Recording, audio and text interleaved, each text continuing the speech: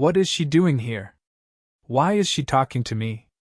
Although Sunny was panicking on the inside, none of the emotions reflected on his face. Armed with the extensive experience of deceit, manipulation, and facing terrifying nightmare creatures in melee, he kept a straight face, threw a dark look at Rain, and calmly said, "I am not staring at anything." "And who are you calling a brat, you brat? Respect your elders." The girl scoffed. "What elders? You're obviously younger than me." Sunny opened his eyes wide in outrage. Ouch. He knew that he looked younger than his age, but to be mistaken for a middle schooler, that was just too much.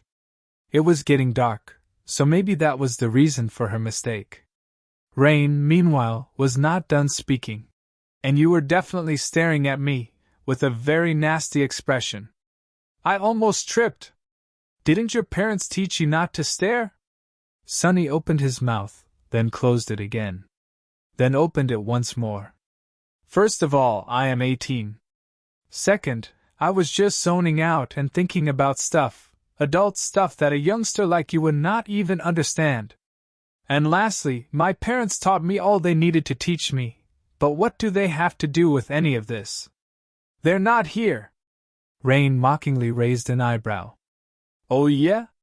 You live in this big house all alone?" Sunny furrowed his brow. "Not only do I live in this house alone, I also own it." But right at that moment, Effie suddenly shouted from inside, "Sunny! Come eat, dinner is getting cold." He froze, then felt the tips of his ears growing hot. "Damn it, Effie! That's a guest of mine.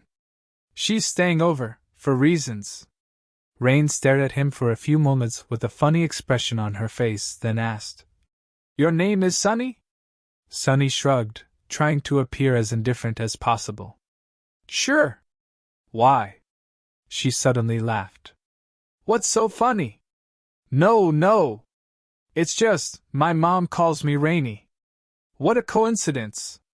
He relaxed. "Oh, for a moment I was afraid that she remembers me. But it doesn't seem that way." "Good. That is good." Was he a little bit disappointed?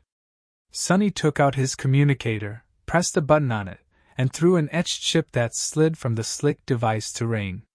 She was in process of asking another question.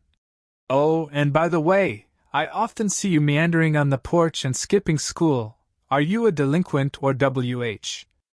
Then, she caught the chip and stared at it in confusion. What's this?" Sunny smiled with a corner of his mouth. "Can't you see? That's a government-issued citizenship chip. Now how would I have one if I wasn't of legal age?" Rain looked at the chip, then grew even paler than usual. You really are 18? She was so mortified that she even used the proper honorifics. Sunny laughed. "Of course I am. As a respectable adult, I never lie. I am the most honest person in the world, really." The girl seemed like she was currently wishing to sink into the earth. "Oh. I am so sorry then. I didn't think." As a child that grew up in a good family, she was most likely taught to be very polite to elders, so this situation was more or less a nightmare. Sunny himself had never associated with types of people who were particular about etiquette, but from what he had seen in Rain's school, among her ilk, social hierarchy and proper rituals were all the rage. Luckily, Effie decided to appear at that very moment to put an end to the awkward situation. Opening the door, she rolled her wheelchair onto the porch while saying angrily, "Listen, doofus, are you going to eat or not? Because if not, I'll eat your portion too, you know." Then, she stopped and stared at Rain, then at Sunny. After a few moments, she asked, "Who's your friend?" Sunny rubbed his face. "Eat as much as you want. And this girl lives in the neighborhood." "She was just passing by." Rain nodded. "Nice to meet you, ma'am." I am very sorry. I was just on my way home from school, and made a mistake." "You see, what has happened?" Effie grinned, then gestured for her to stop talking. "Let me guess, This one right here was zoning out with a nasty expression on his face, and then looked at you and said something wildly inappropriate. Rain blinked a couple of times, then said, Yes. I mean, no, he didn't say anything. It was me, I said something inappropriate. The former huntress shook her head. Then you're lucky. Sonny here is a bit special. One of a kind. The things that sometimes come out of his mouth. Sonny stared at her in outrage and hissed. The things that come out of my mouth? You're the one to talk. She sighed, then looked at Rain with a hurt expression on her face. You see how he bullies me? Ah, that's no way to treat a guest, Sonny. So ungracious. What will this nice neighborhood kid even think?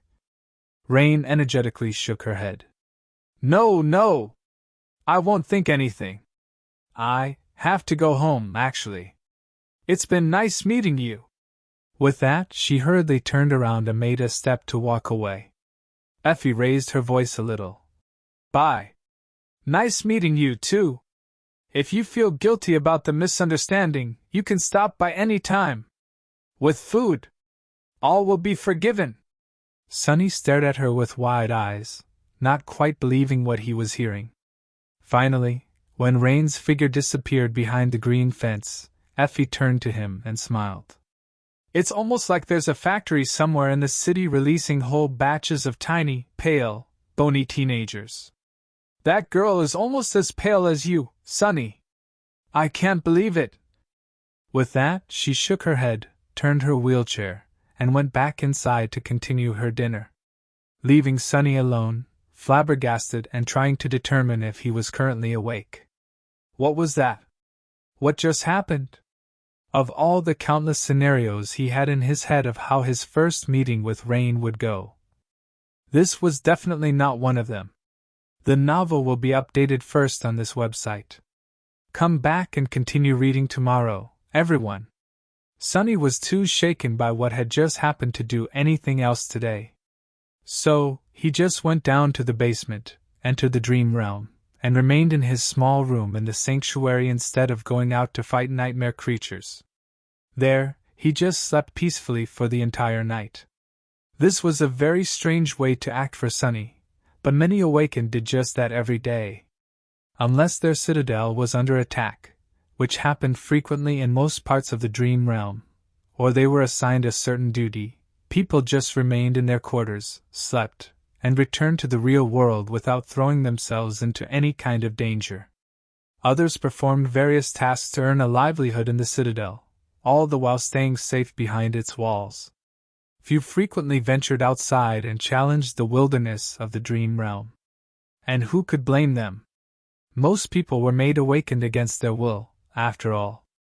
It was the spell that wanted humans to risk their lives, go through deadly trials and endure terrible suffering, not people themselves. So there was nothing wrong with a person who wanted to stay as safe as possible, for as long as possible. If anything, it was Sonny who behaved abnormally. In any case, he felt refreshed and more balanced when he returned to the real world in the morning. A good night of sleep helped him put his unexpected encounter with Rain in perspective. Yes, it was an unfortunate mistake on his part, and yes, the fact that she now knew his face and name was less than ideal. But truly, nothing too bad had happened. Rain just thought of him as a neighbor. Not even an acquaintance, just a stranger. Which was just as Sonny wanted it. To be on the safe side, he could avoid leaving the house for a while, altogether. And yet, in the evening, he found himself sitting on the porch again, enjoying the view and a cup of tea, as he had already grown used to. After yesterday, I doubt that she'll ever want to approach this house again. So I should be all right. But as it turned out, he was not. Sonny noticed Rain walking from the public transport terminal long before she came anywhere near his home, because one of his shadows was stationed further down the street to keep a lookout. He sighed, then lowered his eyes and pretended to study the synthwood surface of the porch, hoping to avoid making eye contact with the teenage girl. This time, he was not going to give her a reason to come closer and talk to him. However, it was all for naught. When Rain approached the path leading to his door, she slowed down a bit, hesitated, then turned and walked directly to him. What the hell? Sonny raised his head and stared at her with a bit of surprise. Hi. It's you again.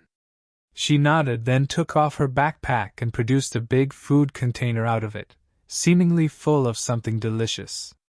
Then, Rain handed it to Sonny. Here. My mom made it. Your friend said to bring food, right? Oh, and I'm really sorry. For, yesterday. Sonny blinked a couple of times, then took the container from her hands and stared at it for a bit. Damn Effie, who told her to ask for food? I cooked great food for the both of us myself. Then, he pretended to smile and said, Yeah, she did. And no problem. Say thanks to your mom. Sonny thought that the conversation would be over after that, but Rain lingered. There was a sort of curious expression on her face. It's nothing much, just some pasta with mushrooms and cream sauce. My favorite. Sonny, right? I'm Rain, by the way. He looked at the food container again, reevaluating his stance on its existence. Nothing special, huh? He was willing to bet that the ingredients she listed were all natural, too. A far cry from sin-paced people like him usually consume to keep their bellies full in the outskirts. Sonny knew a few guys who would kill to eat something like this. His smile became more genuine. Yup, I'm Sonny. Nice to meet you, Rain. She smiled slightly, hesitated for a few moments, and then asked, So you're really 18? And live alone in your own house? I mean, with that nice friend of yours. Sonny shrugged. Sure. She's just staying over until she finds a place of her own, though. Why? The girl looked at him with wide eyes. I mean, aren't you a bit young to live on your own? Aren't your parents worried? He stared at her for a couple of seconds, then tilted his head a little.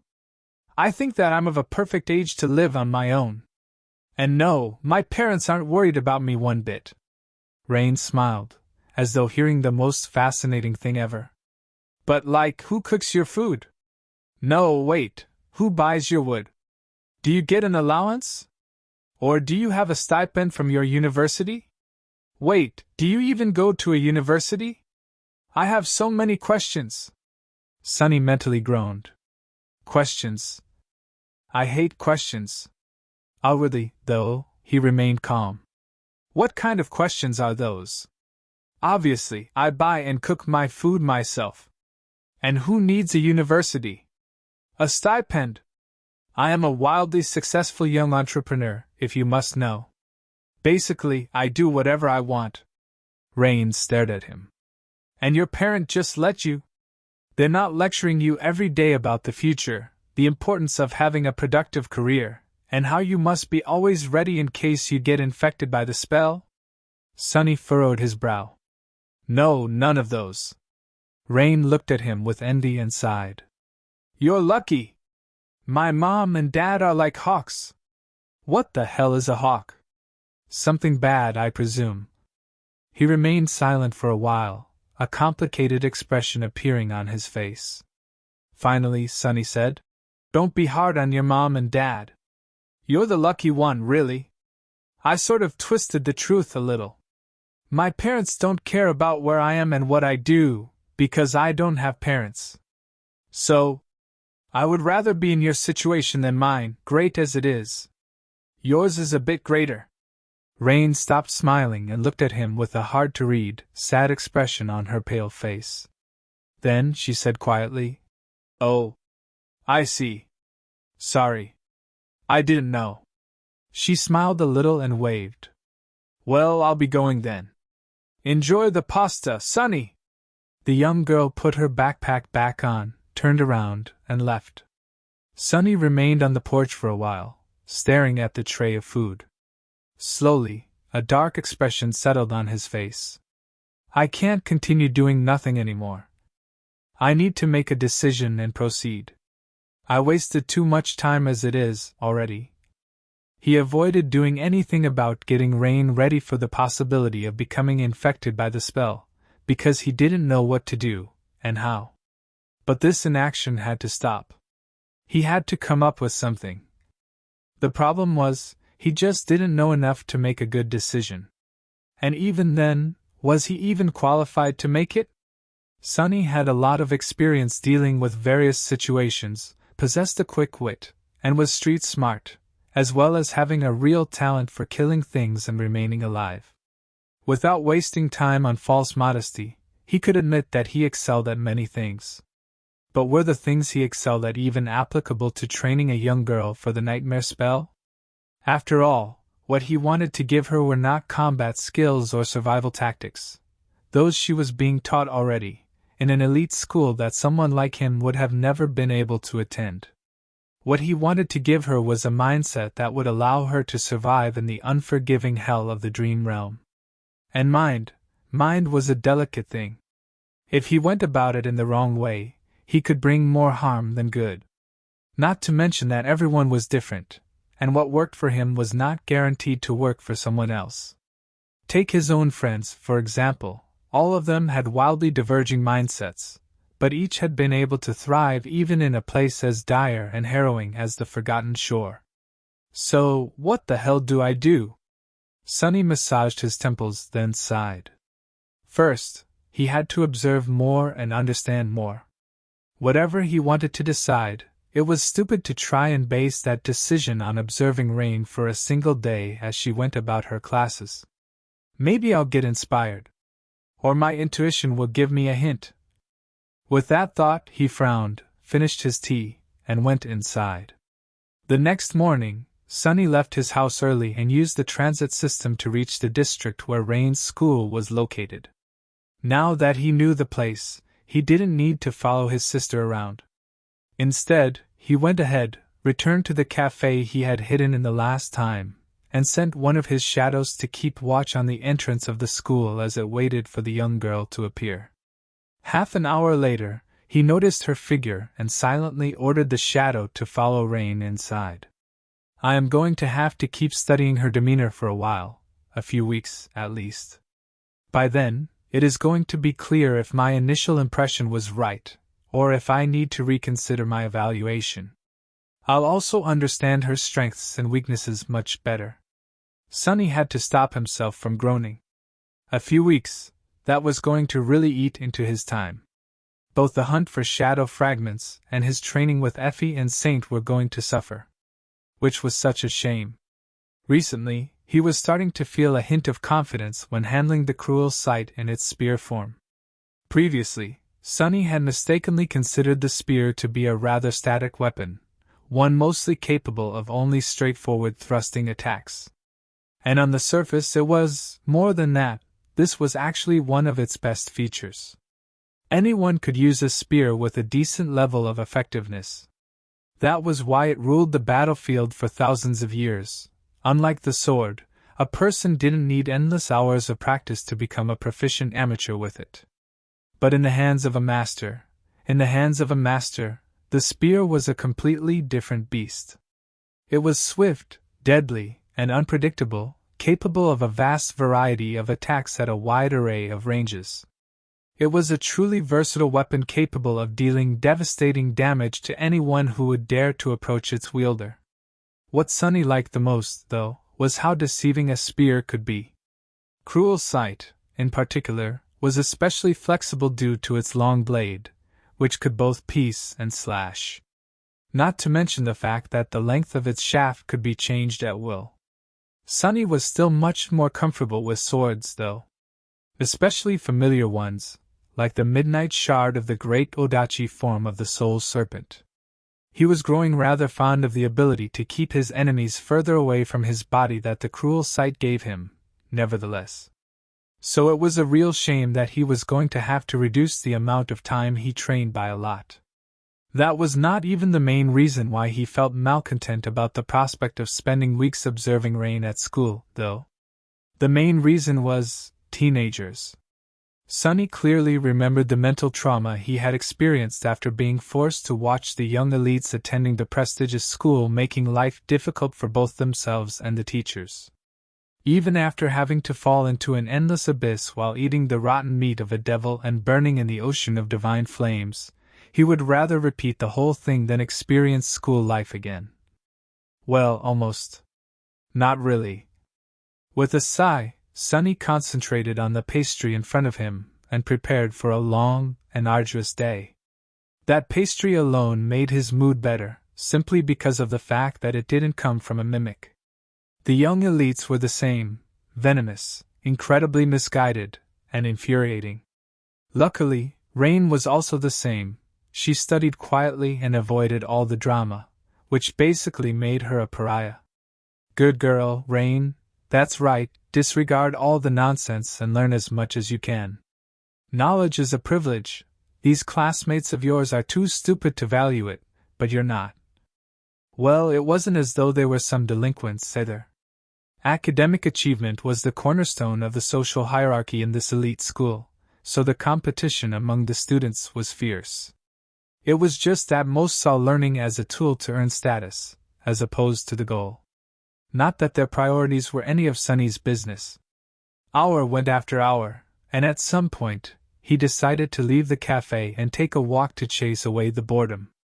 But before he could, however, something happened. His communicator suddenly let out a grating, echoing ringing sound.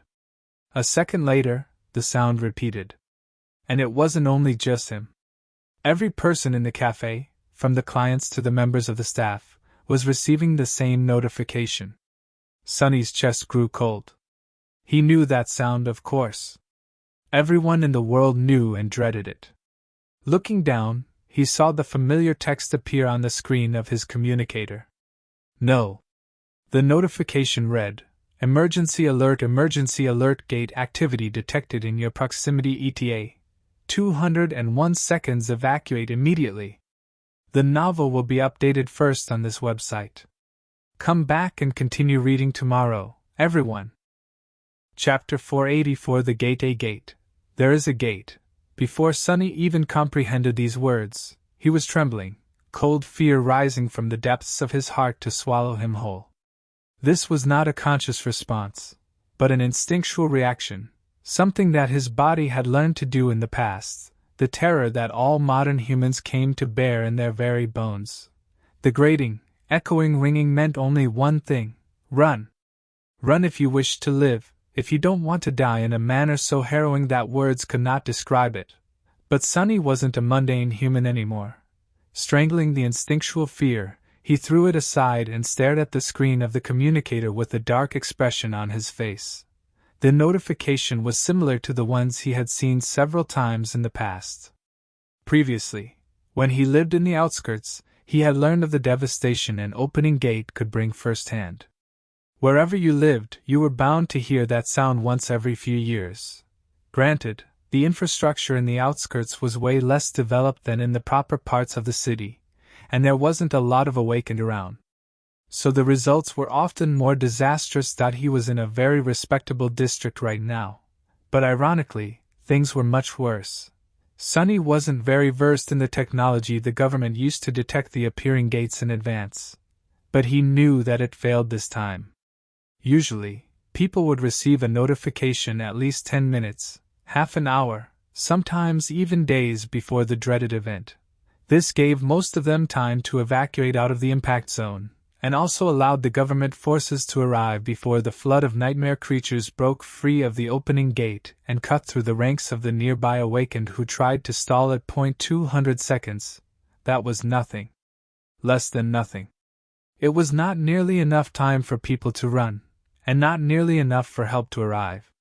Such a small time window meant only one thing, that unless something happened, there was going to be a massacre. He was safe, though. He could just shadow step away at any moment. As people jumped to their feet and ran to the exit with panicked expressions, Sunny sighed and pressed on the notification. Immediately, a map opened up, showing him the location of where the gate was going to appear, as well as optimal evacuation routes. Too close. There was no way that Rain's school was going to be able to evacuate thousands of students in time. If their hazard protocols were well established, they were not even going to try. They would just gather the children in the most protected part of the school, activate their defense systems, and try to hold until help arrived. The school was in the direct vicinity of the opening gate, though. Sunny wasn't sure how well its defenses would do, no matter how formidable they were. Even if there were several awakened staffed as security personnel or instructors for this exact eventuality, they wouldn't be able to do much. The true elites would not take such positions. After all. What to do? This time, the notification interface was different from how Sunny had seen it in the past. There was an additional, urgently blinking symbol on the map. It was very similar to the insignia Master Jet wore on her sleeve, only this one had 2 stars on it instead of 3. This symbol was there because the communicator knew that Sunny was an awakened. There were 192 seconds remaining until the gate opened. Out in the classroom where one of his shadows was currently hiding, the children and the teacher were still staring at the notification with stunned expressions, not yet comprehending what it meant exactly. Or simply refusing to, not paying a lot of attention to the chaos happening around him. Sunny pressed on the symbol, and additional information appeared on the screen. Attention all awakened, request immediate action. Attention all awakened, request immediate. Below that, several lines of text shimmered. Gate category 2, 89% probability, 3, 10% probability, higher, undefined. Strike Force ETA, 16 minutes, 14 seconds, 13 minutes. A corner of Sunny's twitched, a resentful grimace appearing on his face. The earliest any government force would be able to arrive to the gate was in 13 minutes after it had opened. 13 minutes? That might as well have been an eternity. Too long.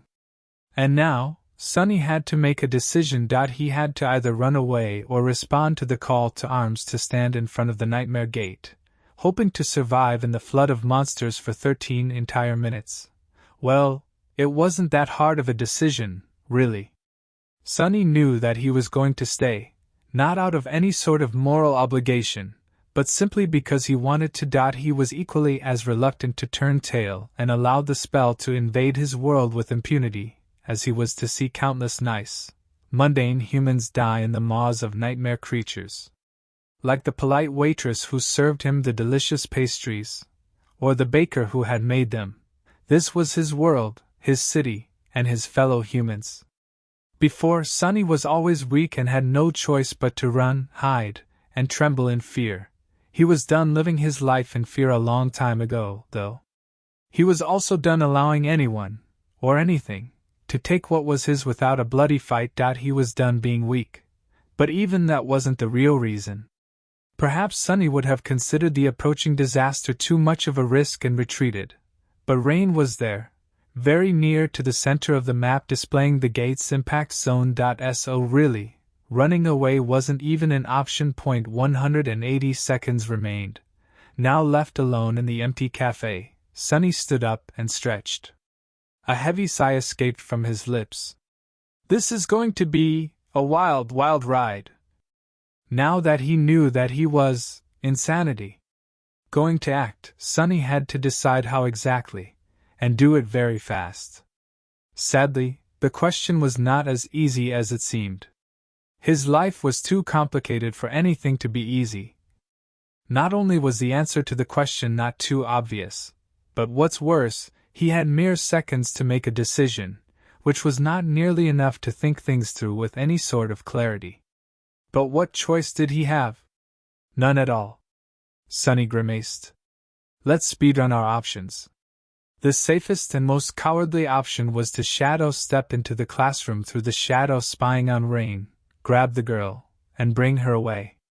At least it seemed safe on the surface. In reality, though, such an action would cause all types of terrible consequences both for him and for his sister. Not only was he going to have a lot of explaining to do, revealing all the things he wanted to keep hidden, he would also leave countless witnesses, as well as digital evidence, connecting Rain to him and vice versa. In the future, whenever he was going to end up having really dangerous enemies, which Sunny had no doubt would happen one day, soon, that evidence was going to come to light and lead them to her. Which was not something he was willing to accept. So, he was going to leave that option as the last resort, and act on it only if the school's defenses were breached and Rain was in imminent danger. With that out of the way, there was only one path left, doing his civil duty and going directly to the gate, in hopes of stalling the tide of nightmare creatures long enough for the cavalry to arrive. Awakened who didn't work for the government were expected and encouraged, but not technically obligated to respond to a call like that. Many, maybe even most, did not, and chose to run instead. And who could blame them? Not everyone with an aspect was a combatant, and even those who had not become one voluntarily. Forcing these already traumatized people to go to their potential deaths under the threat of retribution if they refused was not something the government was eager to do. Or maybe, it simply couldn't. Forcing Awakened to do anything was a dangerous idea, since they could potentially topple the government if pushed too much. So, the government preferred to use a carrot instead of a stick when dealing with them. It was a delicate balance. Sunny wasn't sure that he was even going to see that carrot, though. Because he was facing a dilemma. Yes, he had decided to fight in front of the gate, but this could also be done in several ways. 2 ways, really. Sunny could go into battle as himself, or as Mongrel, protecting his identity from the prying eyes, and himself from any attention. Using Weaver's mask was not without risk, as every time he did so without proper preparations could potentially leave behind context clues that would allow smart people to narrow down the list of suspects. But the alternative, right now, with not a lot of time to weigh all the pros and cons, Sunny felt that the alternative was worse. If he wanted to have a hope of surviving for 13 minutes, he was going to have to go all out, showcasing the full scope of his true powers. That meant that all his efforts to create an image of a talented, but not too dangerous or noteworthy young Awakened were going to be destroyed. He was going to become really, really famous, and draw the eyes of entities he wanted to remain blind to his existence for as long as possible. Perhaps even worse, he was going to create one too many coincidences for Rain to continue not noticing his secret attention. It was one thing to have a quirky neighbor. If he suddenly showed up near your school in your moment of need, and turned out to be one of the most deadly Awakened of his generation, though, that would most likely be enough to make her start asking questions that Sunny wasn't ready to answer. So, Awakened Sunless was going to have to cowardly run away from the gate, while Mongrel was going to have to stand and fight. What a messed up situation.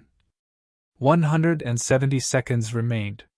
Sunny sighed, knowing full well that this decision was not ideal. At the minimum, Mongrel's persona prevented him from using some of his most powerful tools, anything that people knew and associated with Sunny, no less. Like the cruel sight. Very few people had seen him use Saint, however. In fact, outside of Neff's cohort, Mordred was pretty much the only person who had. There were also the people he had fought the Lord of the Dead with, but all of them were gone now, with one notable exception.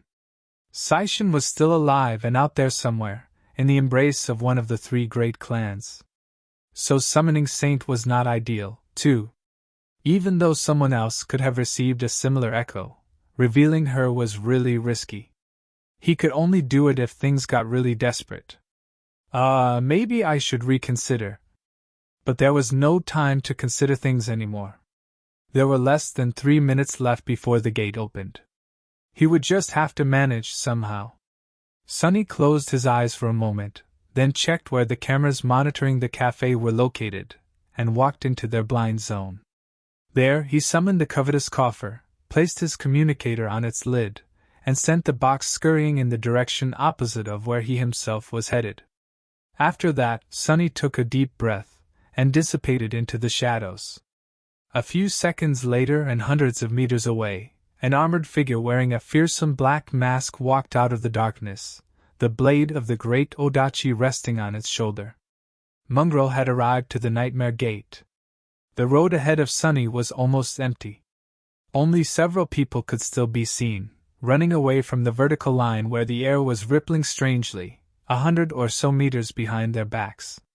When they saw his menacing figure, the stragglers recoiled. Someone let out a frightened yelp. Not paying them any attention, Sunny calmly walked forward.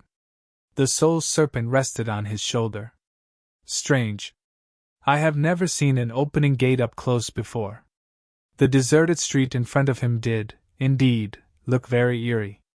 Not only because it was almost entirely empty, both of pedestrians and of rushing PTVs, but also because light and shadows were behaving very strangely, the hue of the light slightly wrong, the movement of the shadows slightly erratic.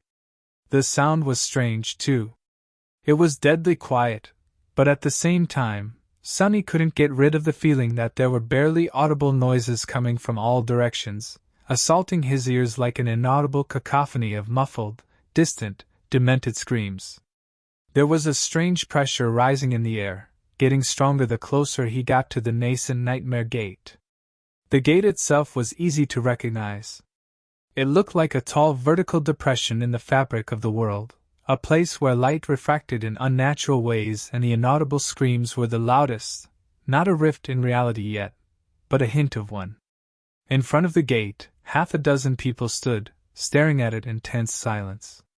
The awakened who, just like Sunny, decided to answer the call. Only 6 of them. While that fact didn't promise him anything good, it was to be expected. 200 seconds was just not enough for a lot of willing defenders to arrive. Even those who were ready to risk their lives in an attempt to protect the civilians needed time to get to the gate. After all, this bunch were those who had already been in the immediate impact zone when the alert was sent to their communicators, just like Sunny. Maybe they were overly confident in their abilities, or maybe, just like he, they had people they cared about in the surrounding area. Perhaps even in the very same school where Rain was, a few hundred meters behind their backs. In any case, he couldn't help but feel a bit of respect toward these people. Coming to a gate already required a lot of courage. Remaining even after it became clear that there were going to be less than 10 awakened fighting side by side to stall the tide of monsters was beyond that. These people were ready to die to fulfill their duty. Fools. Brave, brave fools. What about Sunny himself, then? I am a fool, too. But a cowardly one. Sunny had no plans of dying today. He knew what he was doing, and had ways to escape if things got too dire. Without slowing down even a little, he calmly walked past the 6 awakened and stopped with his back to them, closer to the gate than anyone else. Unwittingly, Sunny found himself standing at the head of the small group of defenders. Unlike them, he showed no sign of fear. The others were staring at the gate with pale faces, their bodies tense, their eyes full of unease and dark resentment. Sunny's pose, however, was confident, indifferent, almost relaxed. And in the eyes of the fearsome mask, there was nothing but darkness. The others reacted to his arrival with excitement. One more awakened to fight with them was already a good thing, but this one, in particular, looked especially imposing. His onyx armor and fearsome blade were obviously a cut above the memories they themselves had in their possession, and his calm demeanor suggested either an experienced fighter or a man. And then, someone recognized him. Wait, isn't that Munro? The others looked at the girl who spoke with confusion. Who? She stared at them with wide eyes. That's Lord Munro. Haven't you heard of him? A hint of recognition appeared in the eyes of the awakened gathered in front of the opening gate. One of them glanced at Sunny, lingered for a moment, and asked, I'm sorry, friend. This young woman seems to have heard of you. If I may ask, are you an awakened of some renown? Sunny didn't move a muscle, and lied almost on autopilot. I am not an awakened. I have no renown. The man raised an eyebrow. What do you mean, not an awakened? Then who are you? Sunny cursed inwardly. My damn tongue. He gritted his teeth, remained silent for a second, and then answered in a calm tone. I am just a human. Then, he sighed and turned his head slightly, staring at the six awakened. From the look of their memories and how they held themselves, they weren't elites. Several seemed to know how to hold a sword, but that was all. They were going to get eaten alive once the gate opened. Disheartened, he asked, "Combat aspects?" The defenders looked at each other, and then the girl who had recognized him answered, "I have an awakened aspect that enhances my agility and allows me to strike with deadly precision. 2 guys have dormant aspects centered around endurance and strength, and the other 2 can perform ranged elemental attacks. So, 3 weak combat aspects, 2 supporting fighters, and no one capable of proper support or healing." He lowered his head for a moment. There were only 30 seconds left before the gate opened. Slight tremors were running through the ground beneath his feet, and bits of dust and small pieces of gravel were slowly rising into the air, levitating on the invisible currents of energy coursing through the air. "How I am going to do this?" Sunny gripped the hilt of the soul serpent tighter, then said hoarsely, "Stay back, kill anything that gets past me." He paused for a moment, and then added, "Make them bleed." The girl stared at him with wide eyes. Stay back? But, sir, you can't do it alone. There will be a horde of them. Even if there were 100 of you, that wouldn't be enough to kill them all." Sunny turned away and looked at the slowly opening rift in front of him. How could he get these people to stay out of his way? The best place for them to be was at the back, finishing off anything that Sunny failed to kill and preventing the nightmare creatures from escaping into the city, escaping toward Rain's school. Failing to come up with a better lie, he opened his mouth and said coldly, "One of me is enough to kill them all." With that, Sunny left the girl standing there with an open mouth, and walked forward. "What's the big deal, anyway? It's just a nightmare gate." His legs, however, were trembling a little. Just at that moment, an especially strong tremor ran through the ground. The shadows exploded in a mad dance, the sunlight growing dim and ghostly. The wind howled through the empty street, as if the air was being sucked into the widening rift. And then, an invisible shockwave spread out of it, making the windows in the surrounding building shatter. Sunny resisted the push and suddenly felt the familiar feeling permeate his soul. The call of a nightmare. The gate had opened. The novel will be updated first on this website. Come back and continue reading tomorrow, everyone. Sunny took a step forward and brandished the soul serpent, feeling the indomitable nature of Saint's grounded battle style permeate his bones. The gloomy shadow wrapped itself around the blade of the Odachi, causing it to shine with dark radiance. Just like the taciturn demon, this serpent shared a kinship with the shadow, and as such, the augmentation it received was even more powerful than Sunny himself could enjoy. Even though the Odachi was only of the dormant rank, for now, this alone made it equal to an awakened blade in terms of sharpness, durability, and lethality. He activated the Living Stone and Feather of Truth enchantments of the onyx armor to make it light as a feather and able to heal the damage it was bound to receive. Then, Sunny summoned the Blood Blossom charm and willed the armor to integrate it, activating the Underworld Armament enchantment. This way, the enhancing effect the Crimson Flower had on his memories and shadows was going to be inherited by the mantle itself, and then strengthened even further. He had not told the other awakened to make the nightmare creatures bleed just to seem cool. He literally needed there to be as much blood flowing to the pavement as possible, so that his armor and sword became as powerful as possible. The gate was open now, revealing a dark rift in the fabric of reality, as wide as the street itself and as tall as the buildings. It seemed to devour all light around it, and call to him. Call for him to enter. Sunny wasn't too preoccupied with the gate itself, though. His gaze was locked on the unclear silhouettes moving through the darkness. Soon, the first nightmare creature burst into the daylight, leaving cracks on the asphalt with its black claws. Good. Had he not wanted to accumulate shadow fragments?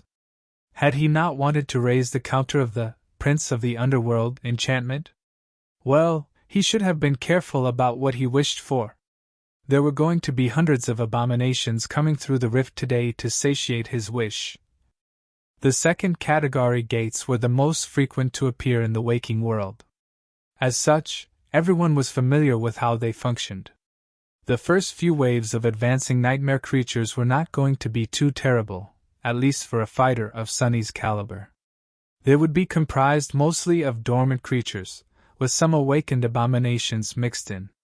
Their classes and numbers, too, would be comparatively low. But these first few waves, they were just a hint of the horror to come. Pretty soon, every nightmare creature coming from the gate was going to be of the awakened rank, with more and more fallen ones appearing as well. Their classes were going to rise, until there were as many demons as there were monsters and beasts around. And if Sunny was still alive by the time this second stage was nearing its culmination, well, two things could happen, either promising him anything good. Either the gate was going to end up really being of the second category, or not. If it continued to grow, reaching the third category, then there would be more and more waves of nightmare creatures, hundreds of fallen abominations lunging into the real world from the dark void between worlds, with corrupted horrors and creatures of higher classes appearing among them. If it didn't, then the Guardian of the Gate would manifest itself into reality. The Guardian was always at least one rank higher than the Gate's category, and could be of any high class, from a devil to a dreaded titan. In any case, Sunny had to live through the initial waves first to find out what was going to kill him in the end. The first creature to appear from the darkness resembled a terrifying hound with blood-red bone spikes growing from its mottled black fur. It landed on the road and opened its maw, then produced a guttural, hoarse roar. And then abruptly grew silent as Shadow Serpent's blade slashed across its neck, severing its head entirely.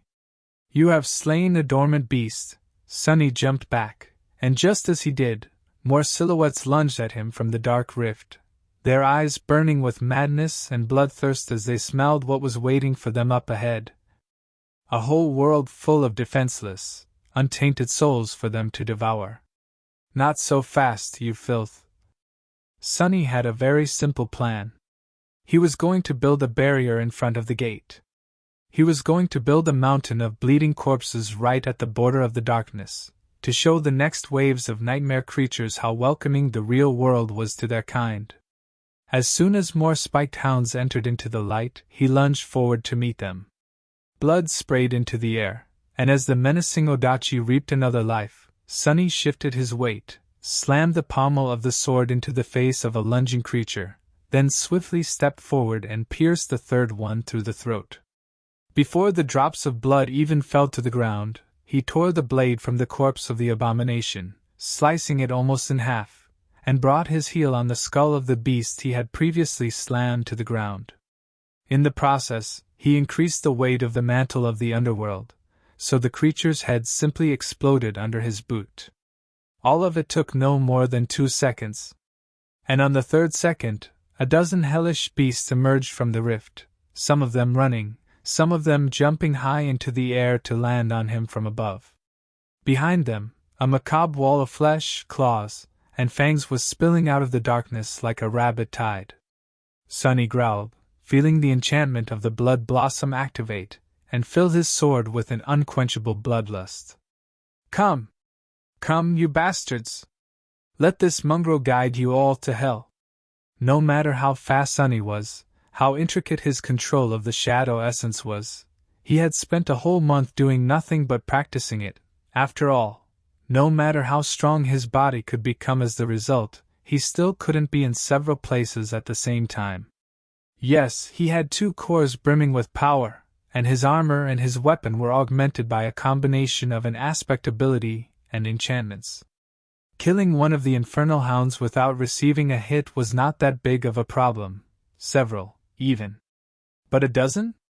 That was too much, even for him. So Sunny didn't even try. At this point, Mantle of the Underworld was as close to the pinnacle of the ascended rank as a memory could be, so these dormant beasts had no chance of piercing it with their fangs. He could allow himself to be bitten a few times. He just had to be strategic about it. He had to protect his neck and the back of his head, as well as pay attention to balance and mass. Yes, the abominations couldn't get to his flesh just yet, but an impact was still an impact. If he wasn't careful, the bastards were going to topple him, and once he was on the ground, the game would be over. Luckily, he had Feather of Truth at his disposal and could manipulate the weight of the onyx armor, turning it from incredibly light to as heavy as a mountain. In conjunction with the cautious use of Saint's grounded style, which excelled at solid footwork and indomitability, he could stay upright no matter how many beasts attacked him. Ignoring the creatures that were lunging at him from the ground, Sunny dashed to the side to avoid being landed on by one of the jumping hounds, and received another on the tip of the Odachi, allowing the momentum to impale it on the sword. Before the heavy carcass could weigh the shadow serpent down, Sunny used the long hilt as a lever and slammed the dead creature into the mass of its attacking kin. By that time, one jaw was already closing on his thigh, and another was centimeters away from his forearm. The blood-red fangs scraped against the stone-like metal of the onyx armor, not leaving even a scratch on it. Sunny let go of the hilt of the Odachi with one hand, then hooked its blade under the throat of one of the attacking abominations and made a simple move forward, slicing through tough fur, skin, and vulnerable flesh beneath. His other fist landed on the head of the second beast.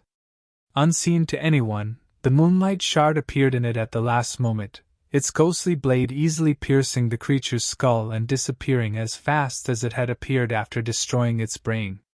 Sunny spun, throwing both corpses aside, caught the hilt of the Odachi with his second hand, made a small thrust to pierce a lunging hound's head right through one of its eyes, and then dashed forward to descend on the group of them entangled in the carcass of the abomination he had caught on the tip of his blade earlier. What happened next could only be described as a morbid, bloody dance. Sunny moved through the mass of nightmare creatures, much faster than any of them were, his great sword flying through them with graceful and fluid logic, sending more and more blood spraying into the air. Somehow, he managed to avoid most of their attacks, and those he did not ended up sliding fruitlessly from his armor. He almost made it look easy. But of course it wasn't. Any of these beasts, even though they were only dormant, could massacre countless mundane humans, or kill a less skillful awakened in one fell lunge. It was just that today, they met a far more terrifying creature. A true awakened fighter. And a monstrous one at that. Sunny cut through the mass of spiked hounds, strategically leaving many of them maimed, but alive. They could only bleed as long as they weren't dead, after all. And he needed them to bleed a lot to bring the blood blossom to the peak of its strength. There were many of them around him, too many really. But that, too, could be used to his advantage. He used the corpses of the beasts he had slain, the ones he had left alive, and those who were yet to meet his blade as a barrier to slow down the others. Through superior speed and clever positioning, he was able to not only always remain moving, but also evade being surrounded.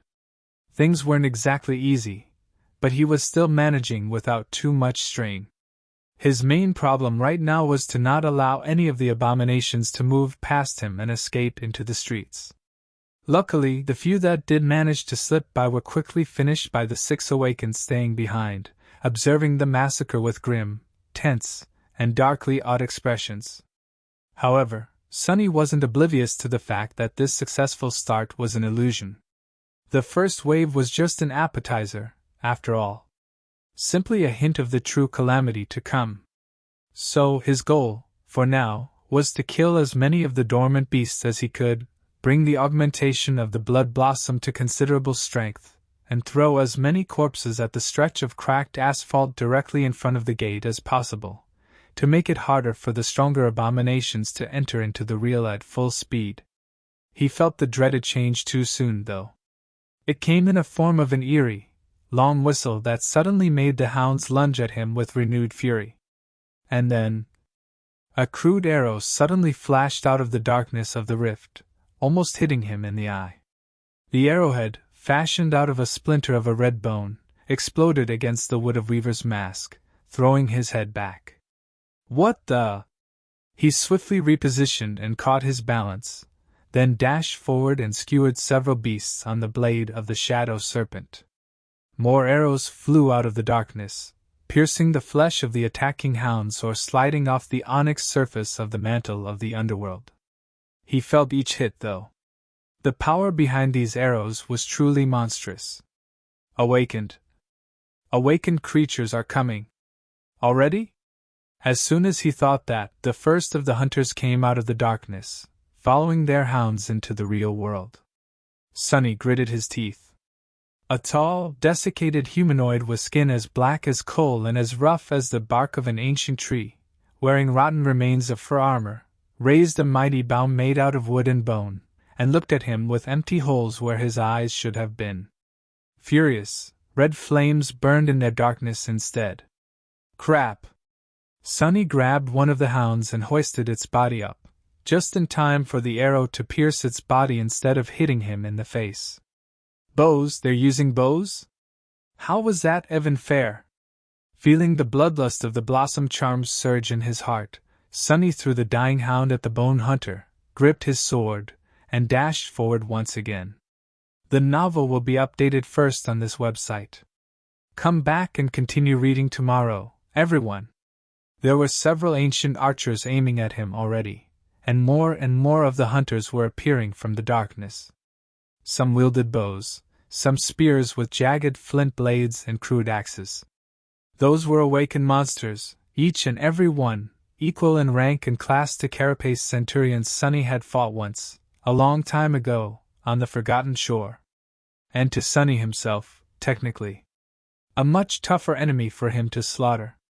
Luckily, unlike the massive centurions, the hunters weren't covered in adamantine chitin from head to toe.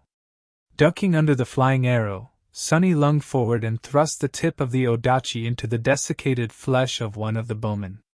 The black, bark-like skin offered a lot of resistance to the shadow-honed blade, but the force of the blow was terrible enough to rip through flesh and bone, allowing it to pierce the body of the hunter and emerge from his back.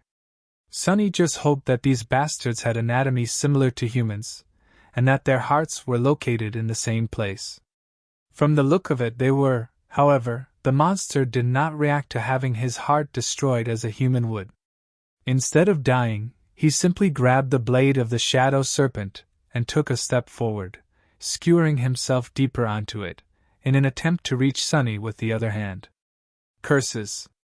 Sonny twisted the blade, severing the monster's fingers, and then pulled the odachi upward, slicing through his rib cage, neck, and skull. This, finally, caused the bowman to die.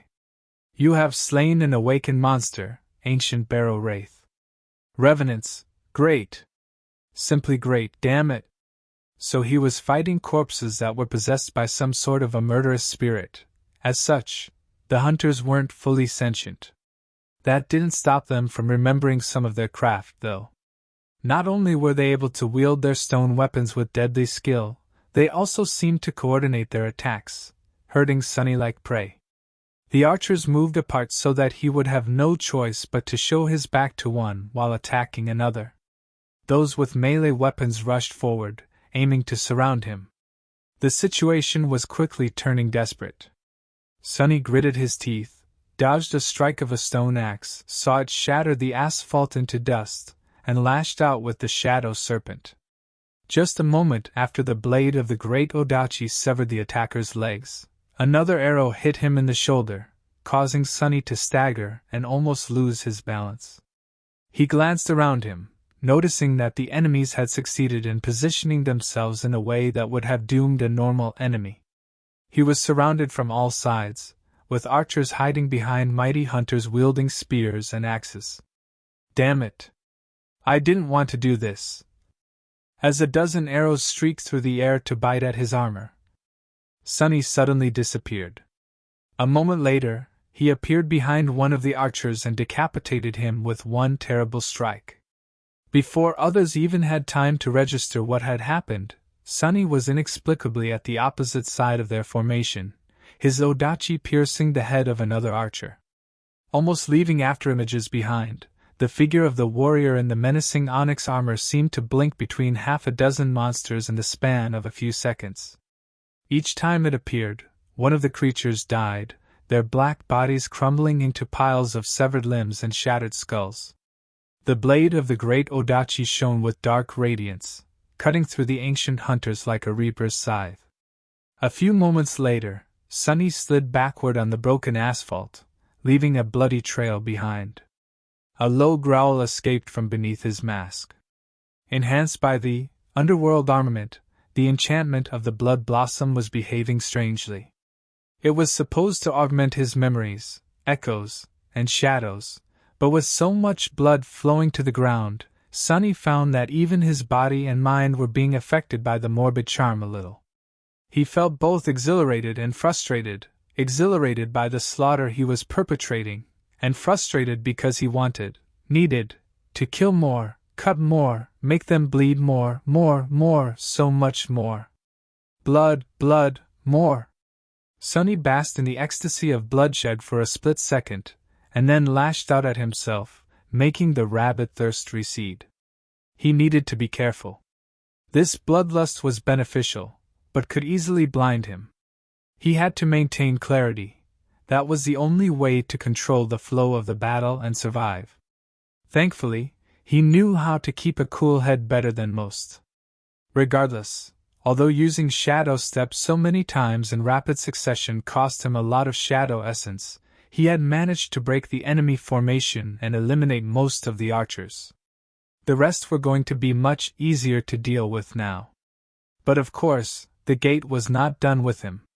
It continued to spew more and more enemies, making any progress he had made meaningless.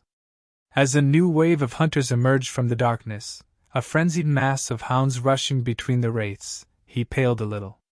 Too many! No matter how superior his armor, weapon, and skill were, he was going to get buried under the tide of nightmare creatures due to their momentum. And even if he managed to cut a hole in the wall of abominations, the rest were going to move past him and descend upon the six awakened, and then, inevitably, escape into the streets of the city. Toward Rain's school. Damn! This is going to suck! As the new wave of creatures lunged forward, joining the survivors of the previous one, Sunny shifted his memories around. For a brief second, the broken oath took the place of the Blood Blossom, its soul-eroding aura being inherited and enhanced by the mantle of the underworld. A wave of nausea washed other Sunny's mind. Arg!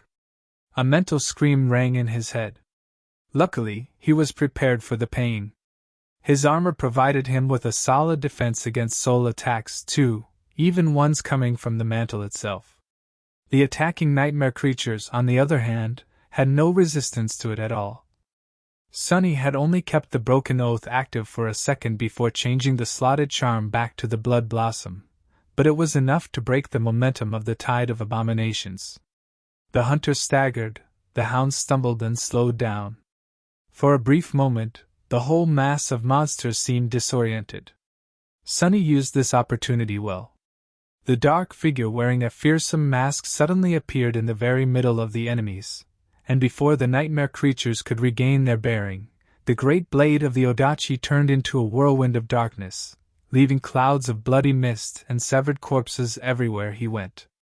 Sunny had abandoned Saint's grounded style, reduced the weight of the mantle of the underworld to that of a feather, and turned to pure offense, dancing between the enemies like a dark, slaughtering demon.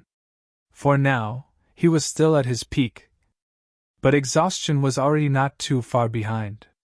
As he fought, his breath was slowly becoming hoarse and labored. How long has it been? He thought back to what had happened until now, and felt the first hint of desperation. Just a couple of minutes. The whole battle took slightly more than 2 minutes, and he had to continue for at least 11 more. 6 minutes. That was how long Sunny managed to hold on until things really went from bad to terrible. By then, the ground in front of the gate was littered with piles of corpses, their blood flowing down the pavement like a crimson stream. He had lost count of how many dormant abominations he had slain, how many ancient hunters he had sliced apart. Despite how strong and fearsome the primeval race were, their assault had broken against the impenetrable barrier of his blade, his aspect, and his will. Sonny paid a price, though. By now, his muscles were burning, and he had to force the air in and out of his struggling lungs. The mantle of the underworld held, but his body beneath the black stone-like metal was beaten and battered. The armor itself was covered in blood and dented slightly in several places. Those dents did not come from the hunters, though. During the third wave, new nightmare creatures emerged from the darkness of the gate. Among them were larger beasts, more terrifying than the hounds Sonny had been slaughtering. And their masters. The demons of the mysterious barrow were similar to the desiccated huntsmen, but much taller, stronger, and better equipped. They wielded masterfully crafted flint weapons and armors made out of rotten leather and bone, their empty eyes burning with hungry red flames. What's worse, they really knew how to use their stone spears and swords. Met with the strange, ferocious, and deviously lethal battle style of the primeval demons, Sonny was sent for a loop. This was like nothing he had ever experienced before. They fought with the straightforward, yet insidious resolve of cunning apex predators, with the evil will to kill through any means necessary, always following the most efficient and barbarously cruel path to dominance. It should not have worked, but it did. The dents on Sonny's armor could attest to it. Well, he shouldn't have been surprised. If these ancient wraiths came from people similar to his own world's prehistoric humans, then they were the most devastating of predators, ruthless killers on a planetary scale. From what little Sonny knew about history, ancient humans had spread across the whole planet like a plague, eviscerating whole types of living creatures, including all other nascent branches of the humankind, in one fell avalanche. With their flint weapons and the knowledge of fire, they became nothing less than the cause and perpetrators of the sixth mass extinction, equal to the likes of massive asteroids and climate shifts despite their puny size and lifespan. He was kind of starting to miss the Carapace Legion. In any case, Sonny somehow managed to kill these terrifying fighters, a few of them, at least, 2. More than that, he reached into the very essence of Shadow Dance and greedily absorbed every nuance of their primeval and ferocious fighting style, and then reflected it back at the waves of nightmare creatures, bringing his already terrifying dance of death to a truly chilling level of brutality. The Blood Blossom had long ago reached its limit. Minutes passed, and despite the fact that Sonny was battered and growing dangerously tired, his reserves of shadow essence swiftly diminishing, for a few moments, he felt as though he had things under control. That maybe, just maybe, he was going to stand his ground for the whole 13 minutes. And then, he realized that he would not. As the 6th minute came to an end, a furious bellow shook the world, and something massive lunged at him from the darkness of the gate. The barrier of corpses he had built in front of it exploded, and a giant beast, twice as tall as Sonny as weighing at least 20 times more, emerged from it in a cloud of blood and bone fragments, 2 empty eye sockets full of ghostly red flame. Sonny stared at it with wide eyes. The creature resembled a giant bison, its black fur mottled and rotten, a ridge of long, scarlet bone spikes piercing the hide along the spine. The head of the monstrosity was crowned with 2 jagged, blood-red horns. Fallen! That thing is fallen! The bison was also different from the hounds and larger beasts he had been fighting against, since it, just like the ancient hunters, was itself a wraith. A corpse reanimated by the malevolent spirit of red flame. Crap! Sonny hurriedly commanded the Feather of Truth to make his armor as heavy as possible and lowered his stance, knowing full well that he couldn't allow that thing to get past him. In the next moment, 2,000 kilograms of rotting flesh and sharp horns crashed into him at full speed. Cr. For a split second, everything became dark. Then, Sonny found himself bouncing off the asphalt and then rolling across it at a terrible speed, up until the moment a wall of a building stopped him and exploded, shards of cement flying into the air. Not good. Disoriented, he shook his head, feeling drops of blood seep under Weaver's mask, and then used the shadow serpent to help himself stand up. Then, he looked toward the gate through the red mist clouding his sight. The massive wraith was approaching the six terrified awakened. Its speed, however, was slow, and its steps staggered. There was a big hole in its forehead where the thick, adamantine bones of the skull were shattered and cracked, bits of bloody pulp spilling out of it and falling to the ground. Just before the impact, Sunny had brought his armored fist down on it, summoning the Moonlight Shard at the last moment. His plan was to pierce the big bastard's brain, but because of the violent force and momentum of their collision, he ended up doing that, and then punching a hole through the creature's forehead with his spiked gauntlet. Sunny's thoughts were slow and astray, but he was already starting to regain his senses. "I have a concussion, I think." Failing to breach the last few meters to the six awakened, the bison stopped and swayed. Its legs suddenly caved, and it toppled over, sending a tremor running through the ground. A flood of abominations was already rushing into the breach it had created, though. Into the empty space where Sunny had been. Still disoriented, Sunny staggered, then raised the soul's serpent weakly. Bad. This is really, really bad. As nightmare creatures rushed forward, the six awakened began to act. The two with elemental aspects attacked first. Something flashed in the air, and then one of them was suddenly surrounded by a swiftly spinning ring of fire. The fire disk then flew forward and collided against the mass of abominations, immolating one of the hounds and burning several more. The other raised her hand, and a thin blade made of nothing but air whistled as it bit into the flesh of one of the hunters, severing one of his arms at the shoulder. Sunny blinked. "You have slain a fallen monster." The fastest of the nightmare creatures were already lunging at the defenders. The girl he had spoken to before took a step forward and attacked with a slender saber, striking at the neck of a spiked hound and opening its artery with a precise cut. Two more awakened were covering her from the sides, both wielding a shield and a memory weapon of their own, one a short sword, the other a steel pike. The last one did something to repel the arrows that were already flying toward their bodies, but Sunny had no idea what. "Your shadow grows stronger." The awakened were performing well. They acted with sufficient coordination and foresight, doing everything in their power to slow down the tide of approaching monsters. Although not elites, each of them was a capable combatant. They were brave and determined. And yet, it was not going to be enough. Not nearly enough to survive, let alone prevent the invaders from escaping into the city. "You have received a memory." What to do, what to do? Not fully realizing what he was doing, Sunny commanded the shadow to wrap itself around his body, and for the soul's serpent to slither back onto his skin. Immediately he felt much more powerful, his head more clear. His muscles brimmed with raw strength, double what he had just a second ago. His breathing became deeper. Sunny knew that he had to slow the abominations down, and then get back into the fight. That was the only way. Making a step forward, he swayed a little, and then grabbed the roof of an abandoned PTV to help himself keep balance. Bending down, he then grabbed the bottom of the heavy alloy vehicle with his other hand. Sending all of his essence rushing through his body, flooding it with as much strength as he could muster, he then growled and dug into the alloy with his fingers.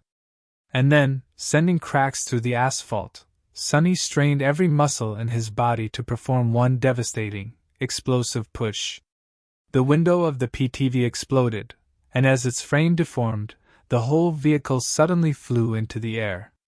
It breached the distance between him and the rushing tide of nightmare creatures and crashed into it from the side like a bizarre cannonball, turning several dormant beasts into bloody pulp, breaking numerous bones, and sending most of the front row of abominations tumbling down. The runes shimmered in front of Sunny, and with no time to waste, he threw just one look at them, searching for the description of his new memory. He was only interested in one thing: memory type, weapon. Good enough. Not bothering with reading the rest, Sunny summoned the weapon and used Shadow Step to appear amid the reeling abominations. Some had avoided his improvised ram and were already either attacking the 6 awakened or escaping into the streets. He couldn't do anything about it now. What he could do, though, as an ancient spear with a head crafted out of a long and sharp piece of black obsidian materialized in his hands, he thrust it into the throat of one of the wraiths, then used its back end to slam another one in the chest. Then, Sunny spun the spear and brought it down on the head of a lunging hound, shattering its skull with one terrifying blow. While he tried to overcome the ringing in his ears and continued to fight, more nightmare creatures got past him, and more still were already emerging from the gate. Die, die, die, die, you damn wretches, die faster. They breached the line of defenders. The voice of the headmaster seemed calm, considering the situation, so the children gathered in the combat training hall of the school didn't panic either.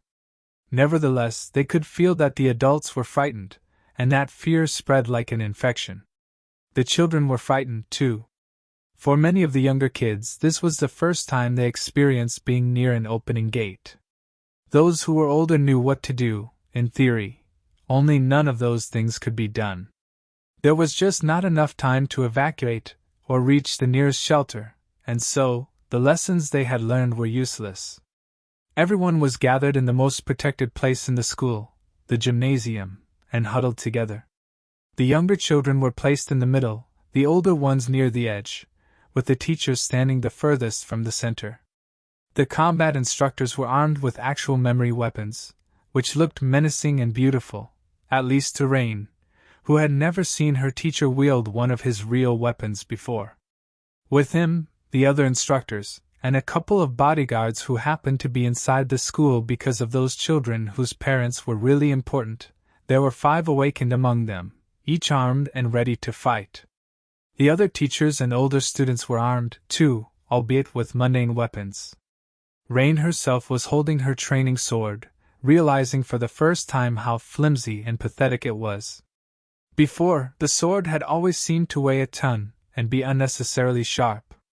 Now, she wished that it was a real weapon, and not just a training one. What is going to happen? Because she happened to be standing near the headmaster, she saw her combat instructor glance at him and say something in a low voice. Rain wasn't supposed to hear it, most likely, but she did. He said, "It's a miracle that they held that long, really. Only 7 of them. I don't know who these people are, but they should have been overwhelmed in the first minute." Overwhelmed? But if 7 awakened were supposed to die in less than a minute, then what about the 5 protecting us? Rain suddenly felt cold and scared. The whole thing didn't seem real. How can something like this happen? This school was so prestigious and expensive, and so many important people sent their children here. Surely the defenses.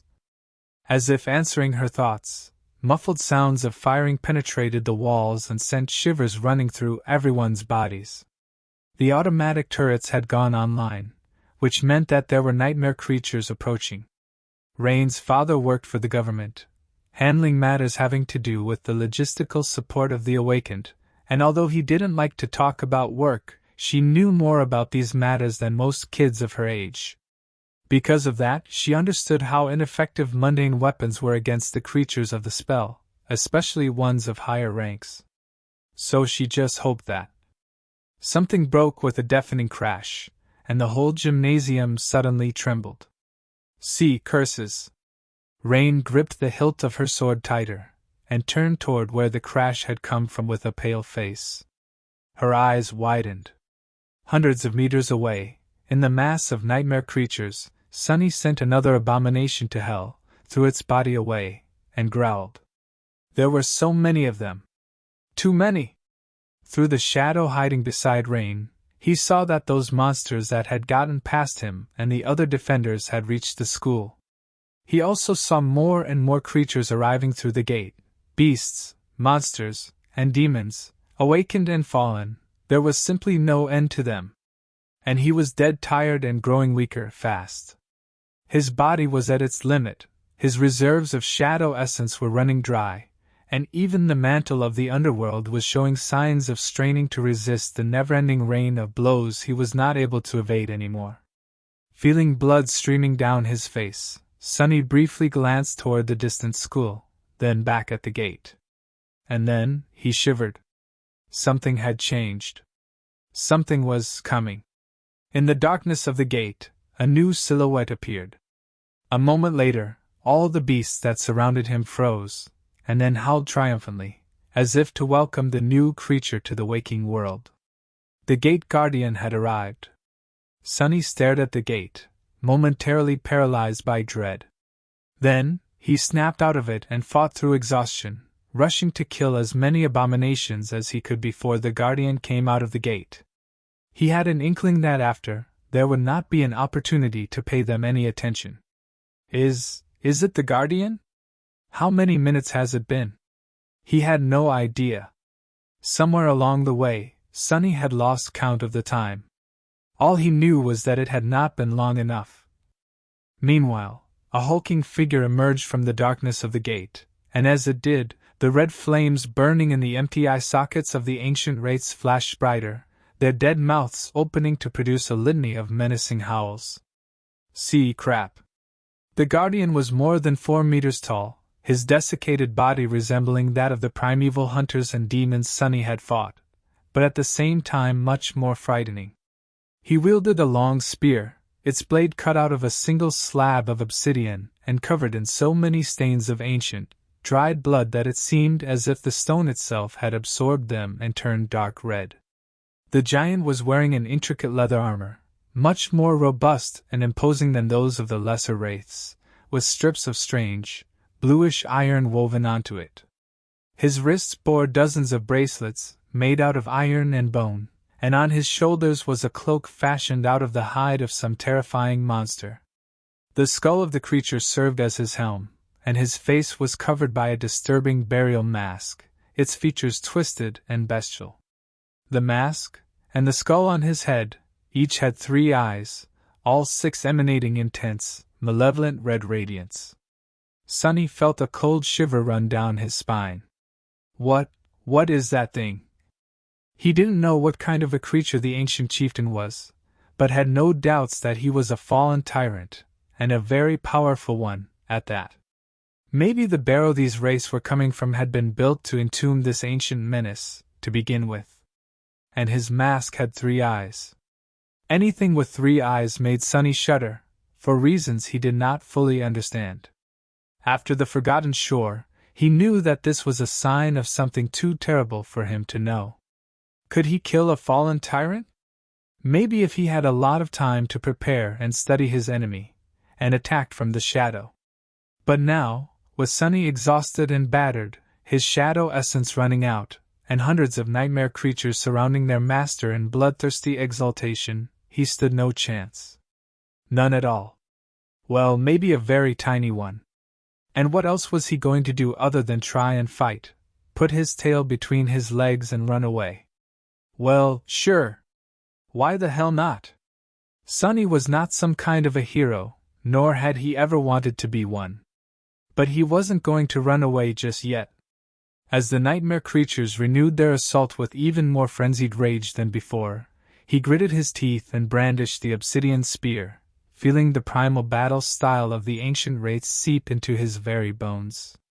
Sunny was not done spilling blood. He had a little bit of fight left in him, still. In the gymnasium, silence and fear gave way to mayhem and panic.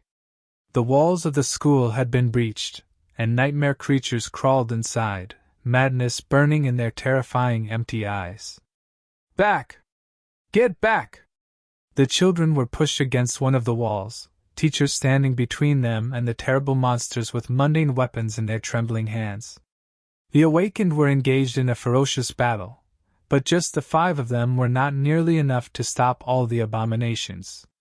It was inevitable that sooner or later, some of the abominations were bound to get through. And soon they did. A giant, harrowing beast that resembled an infernal wolf, jagged red spikes growing through its black flesh and drops of saliva falling from its maw, tore free of the battle and lunged at the children. Rain had never seen something so unstoppable. How was anyone supposed to fight such a thing? No human possibly could. The teachers tried, however. Several of them drew their bows, but the arrows simply slid off the mottled black fur of the hellhound.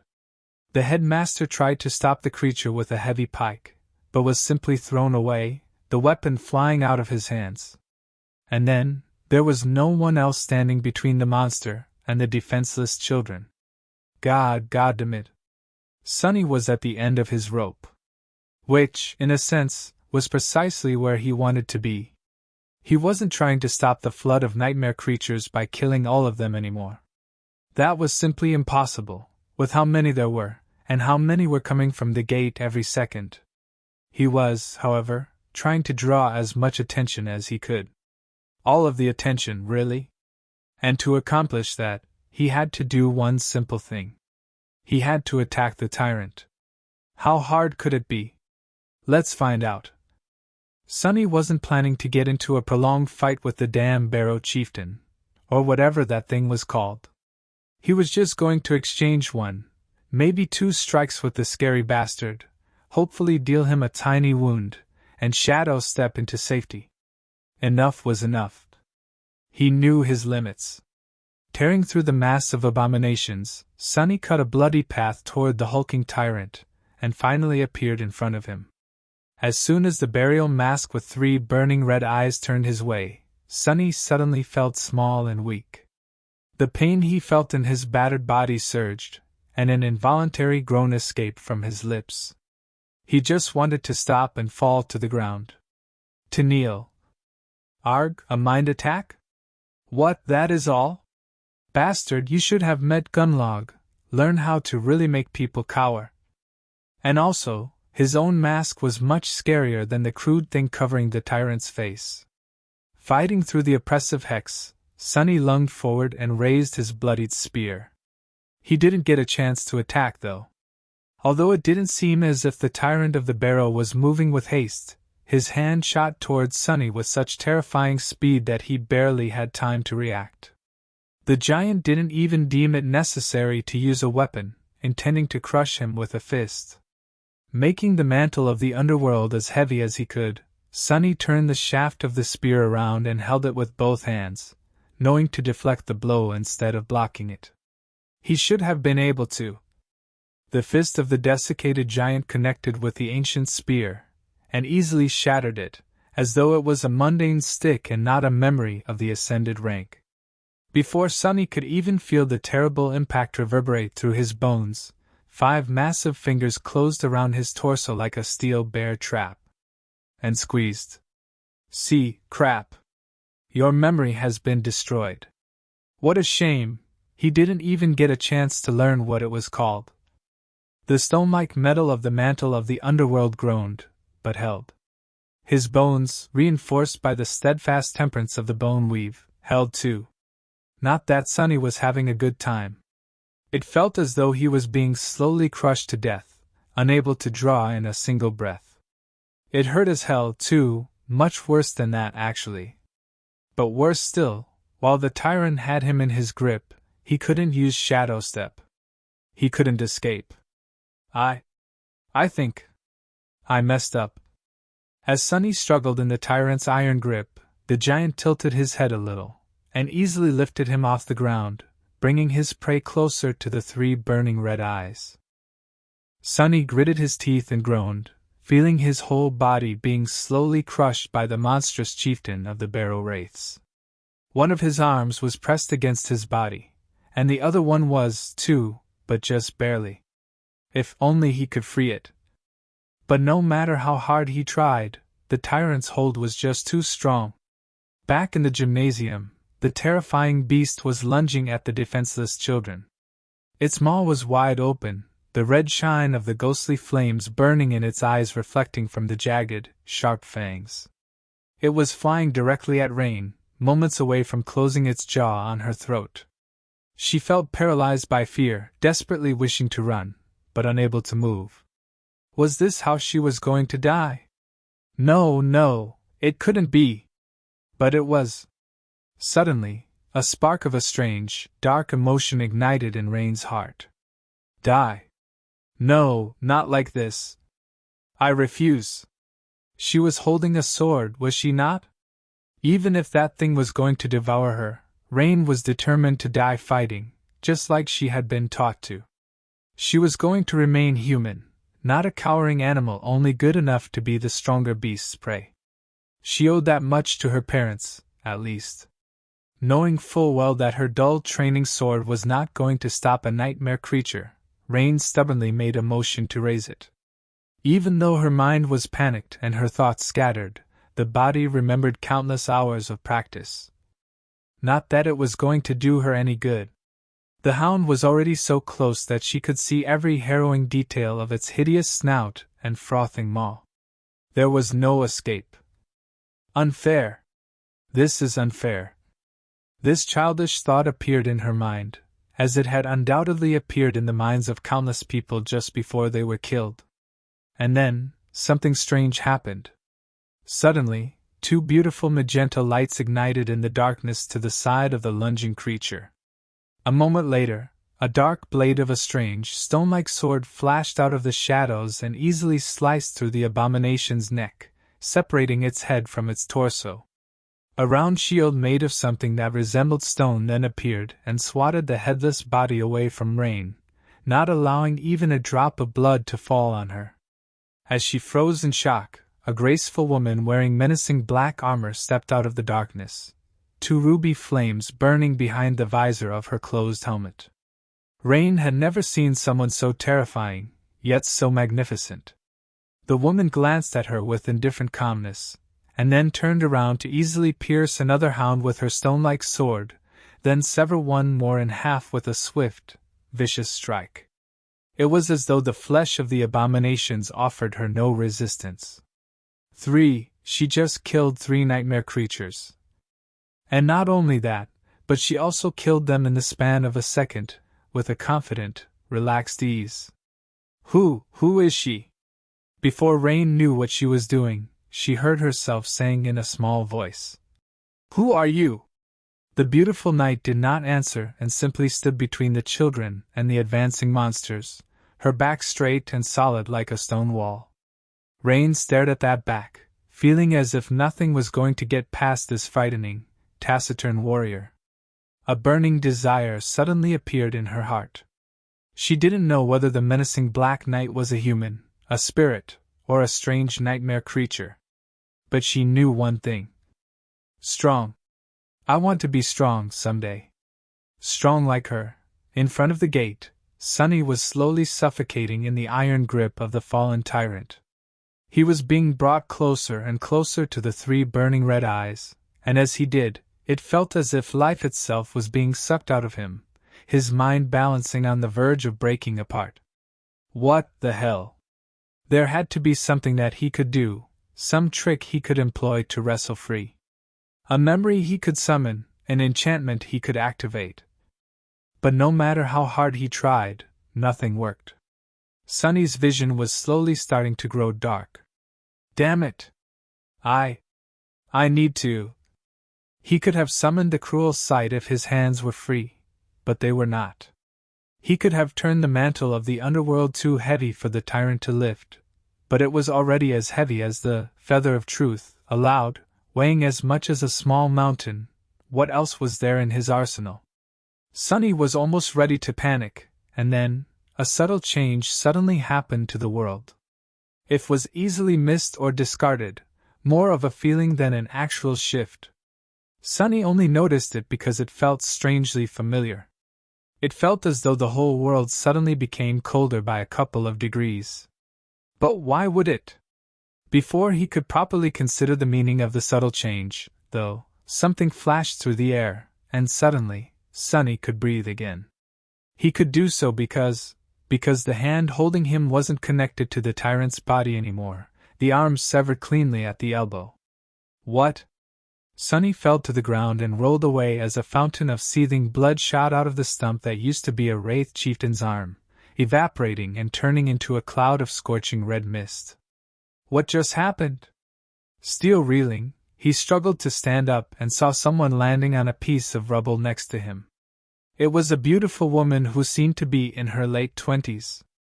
She was wearing a dark blue uniform with silver epaulets and leather boots, her short hair as black as a raven's feather, and her skin as white as snow. Her icy blue eyes were colder than the deepest reaches of a frozen hell. In her hand, the woman was holding a somber glaive, drops of boiling blood swiftly turning into ice on its slender blade. She looked like death herself. Master Jet. Indeed, it was Soul Reaper Jet. The cavalry had arrived. Sonny had never been that happy to see anyone in his entire life. Master Jet arrived just in the nick of time, saving him from having to regret the decision to send Saint to aid Rain. Not to mention that she was really pleasant to look at. More importantly, taking off a fallen tyrant's arm with one strike. Even for an Ascended, this was an incredible feat. Tyrants were not creatures one usually dared to challenge alone. Instead, they were dreaded horrors that were capable of decimating whole cohorts of experienced, battle-hardened fighters. Masters rarely worked together, simply for the fact that there were too few of them, and too much for each one to do. But facing a tyrant was one of the things that pushed them to band together. And even then, not everyone was guaranteed to return from the fight. Truly, Teacher Julius had not been exaggerating when he said that even saints were wary of Soul Reaper Jet. And yet, although her entrance was spectacular, would she be able to battle the tyrant and survive? Even though the chieftain was seriously wounded, that wound came from a surprise attack.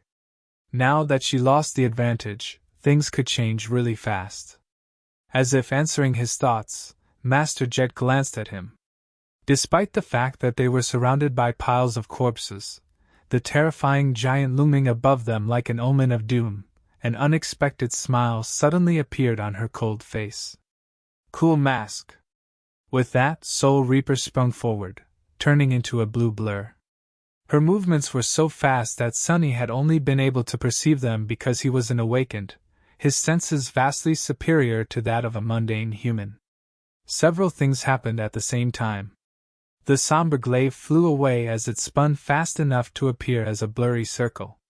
It cut a bloody swath in the mass of abominations, eviscerating dozens in a matter of a second as it moved in a wide arc. At the same time, Master Jet streaked across the bloodied, broken asphalt and appeared behind the tyrant, then caught the glaive and immediately lunged forward in a devastating thrust. The chieftain was much faster, though. His spear seemed to almost teleport into the path of the glaive, positioned for an indomitable block. Something weird happened then. Master Jet's weapon suddenly turned ghostly and eerily luminous, and simply passed through the shaft to the spear, then effortlessly phased through the creature's armor, burying itself deep in his chest. Right where one of the soul cores should have been. What the?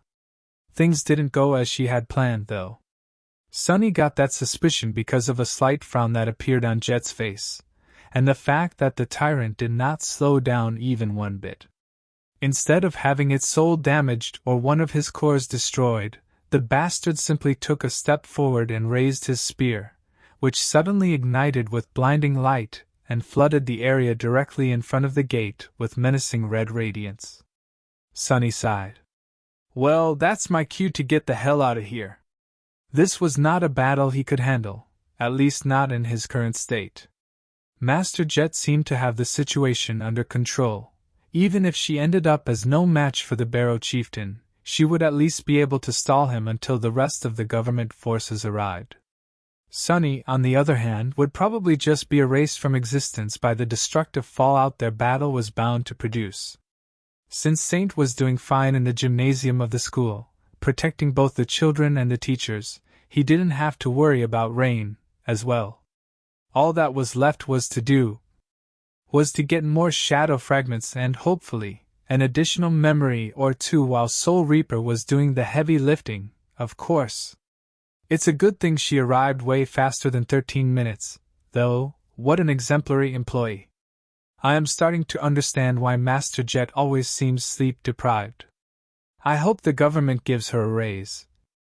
With that, Sonny picked himself off the ground and used Shadow Step to appear near the six awakened, who were on the verge of being overrun by the advancing nightmare creatures. Honestly, it was a miracle that all of them were still alive. Summoning the Odachi once again, Sunny cut down a hunter who had been aiming at the familiar young woman with a bow, and gave her a cursory glance. Something exploded behind him, in the direction where Master Jet was fighting the tyrant, painting him with shades of deep red. Lord Mongrel! What should we do? Wasn't that obvious? Run, you idiots! Grimacing behind the fearsome black mask, Sunny opened his mouth and said, his voice full of resentment toward the fact that he had to tell such an obnoxious lie. Stand and fight. The girl stared at him, a sudden expression of shame clearly written on her face. Of course, that is what an awakened ought to do. Suppressing an infuriated groan, Sunny strained his aching muscle and raised the soul serpent. What a joke! I'd better not see that quote going viral on the network. In the end, the gate was contained with, miraculously, no civilian casualties. Soon after Master Jet appeared, the government strike force finally arrived.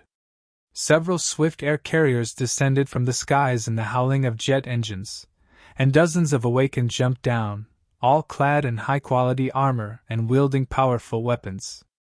Almost at the same time, armored vehicles appeared on the road and opened fire on the mass of nightmare creatures, their spell-tech cannons managing to obliterate the weaker abominations and herd the more powerful ones away from the city streets. Operated by mundane humans, these machines were meant to control the battlefield and make it easier for the Awakened to eliminate those creatures too tough for human weapons to destroy reliably. More cohorts, machines, and mundane soldiers followed. Master Jet, unbelievably, ended up actually killing the tyrant. The break in their battle came when she suddenly shifted from attacking the chieftain himself to aiming for the three-eyed skull he wore as a helmet. As soon as she managed to crack the skull, the red flames burning in the eyes of the wraiths were extinguished, leaving them disoriented and weakened. Many simply fell to the ground, losing their perverted unlives. The tyrant staggered, and then collapsed in a heap of rotten fur and desiccated flesh, sending a tremor through the bloody battlefield. This time, he was truly and utterly dead. After that, the scales of the battle tilted drastically in the favor of humans. Noticing a dedicated team of Awakened enter the school to secure the students, Sunny dismissed Saint and glanced at the scene of slaughter one last time. His heart was in agony.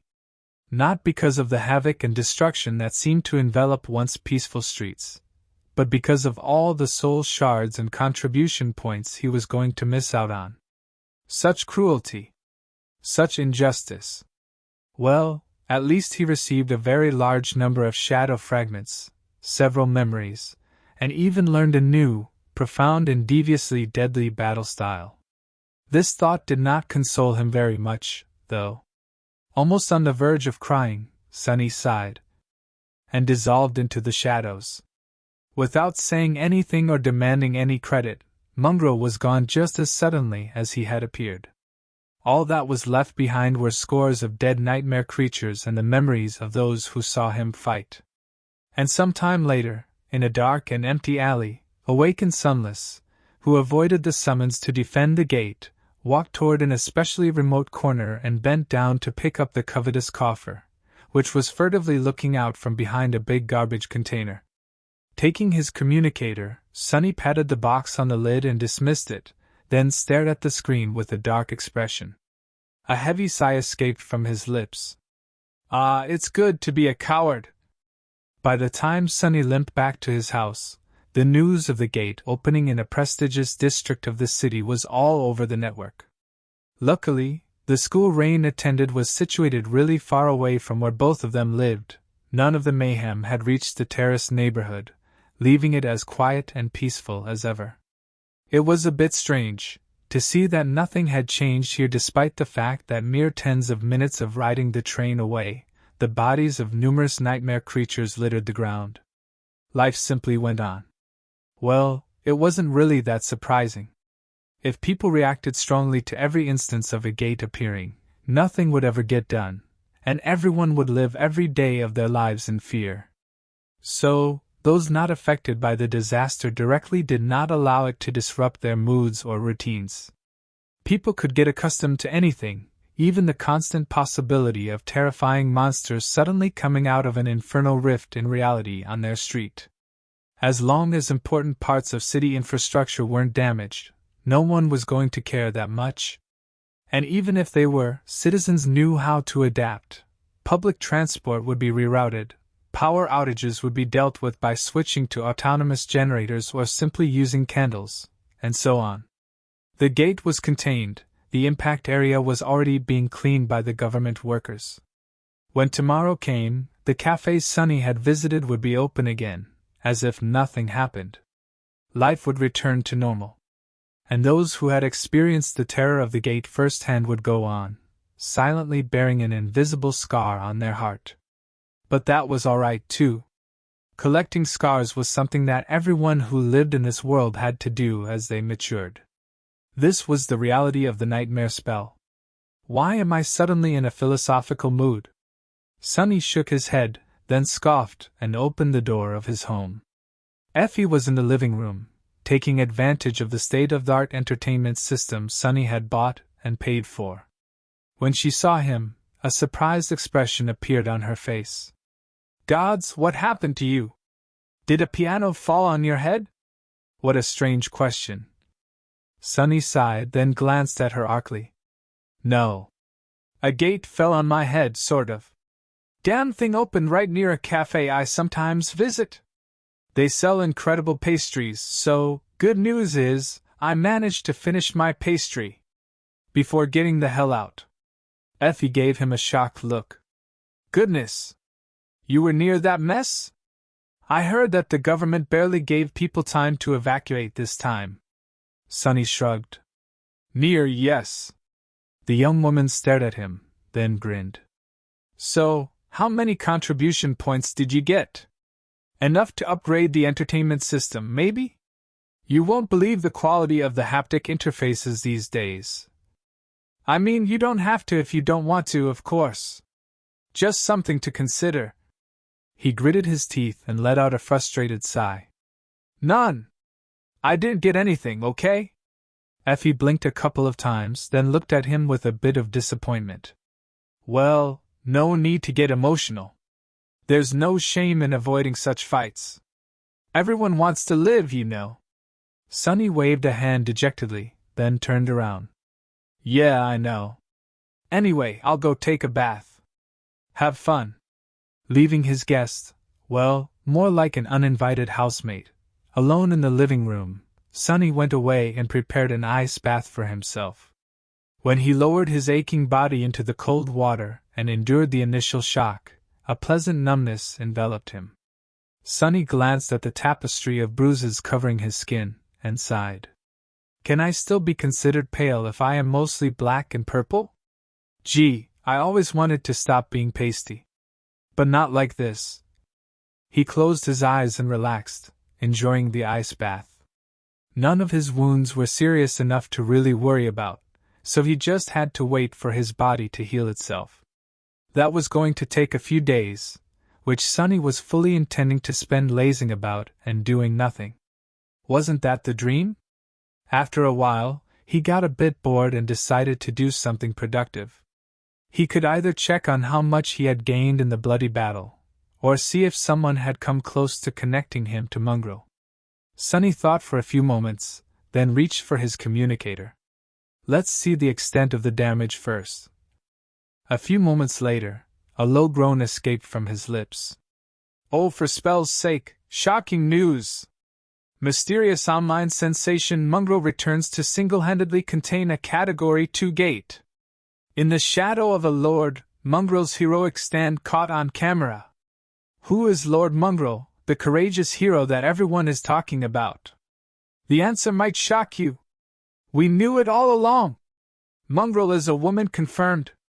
Stand and fight, words to live by. Mongrel refuses to give up. Sunny stared at the screen of the communicator with resentment, then suppressed the desire to crush it in his fist. What is wrong with people?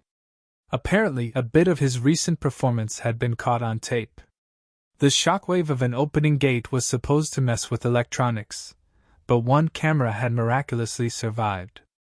The image was really grainy and stuttered every few seconds, but he could make out a dark figure moving through the mass of nightmare creatures, the soul's serpent flashing through the bloody mist, its blade surrounded by a halo of black radiance. The battle style of the barrow wraiths and his need to spill as much blood as possible added an extra layer of brutality to the recording, making him seem like a demon that had escaped from some lightless hell. Sonny grimaced as if in pain, and tentatively looked down on the views counter beneath the video. When he saw it, the communicator slipped from his hand and fell into the water. Good thing it was waterproof. Damnation. Well, you've done did it now, fool. Congratulations. You've gone mainstream.